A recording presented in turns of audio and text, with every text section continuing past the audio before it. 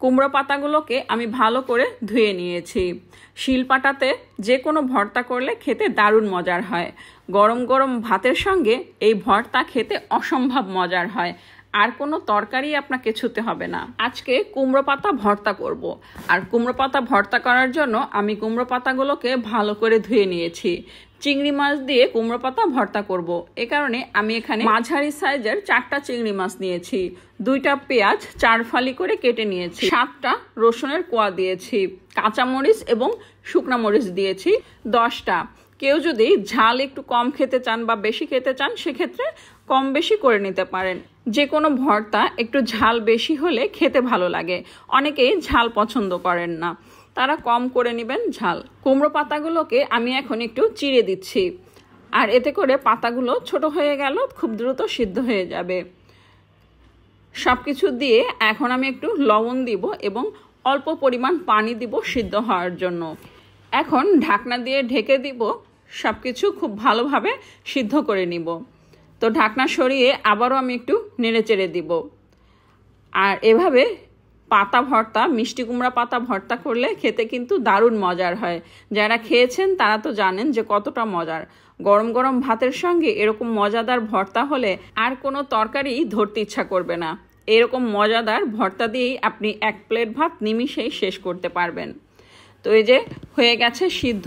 আমি এখন অল্প পরিমাণ একটু তেল দিয়ে আবারও একটু ভেজে নিব এই তেলের মধ্যে, আর এতে করে ভর্তার স্বাদ দ্বিগুণ বেড়ে যাবে। তো এই যে নিচে একটু লেগে লেগে গেছে, এটাই কিন্তু অনেক টেস্টি হয়। নিচে একটু লেগে লেগে যাবে, খেতে ভালো লাগবে এই ভর্তাটা। তো ভাজার পরে এখন এই ভর্তাটা শিলপাটাতে বেটে নিতে হবে।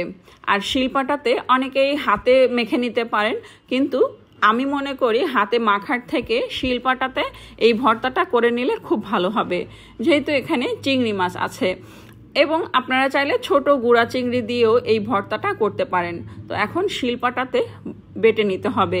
যে কোনো ভর্তা শিলপাটাতে বেটে নিলে খেতে দারুণ মজার হয়। যে কোনো ভর্তা করতে গেলে একটু সময় বেশি লাগে এবং ঝামেলাও হয়। যারা ব্যস্ত থাকেন বা যারা কর্মজীবী তাদের বেলায় এই ভর্তা খাওয়া অনেক কষ্টের কাজ, কিন্তু আপনারা চাইলে এরকম মজাদার ভর্তা ব্লেন্ডারে ব্লেন্ড করেও খেতে পারেন। তো এই যে হয়ে গেল দারুণ মজাদার কুমড়া পাতা ভর্তা। এই ভর্তাটা খেতে এতটাই মজার, একবার হলেও ট্রাই করবেন। রেসিপিটি ভালো লাগলে একটা লাইক দেবেন, কমেন্ট করবেন, এবং আমার পেজটি যারা এখনও ফলো করেননি প্লিজ ফলো করে রাখবেন। গরম গরম ধোয়ারা ভাতের সঙ্গে এই মজাদার ভর্তা হলে আর কোনো কিছুরই দরকার হয় না। যারা ভর্তা খেতে পছন্দ করেন তারা এভাবে ভর্তা তৈরি করে খেতে পারেন, দারুণ মজার হয় এই ভর্তা। এতক্ষণ ধৈর্য ধরে ভিডিওটি দেখার জন্য আপনাদের জানাই অসংখ্য অসংখ্য ধন্যবাদ। সবাই ভালো থাকবেন, পরবর্তী রেসিপি দেখার আমন্ত্রণ রইল। আজ এ পর্যন্ত। আল্লাহ হাফেজ, আসসালামু আলাইকুম।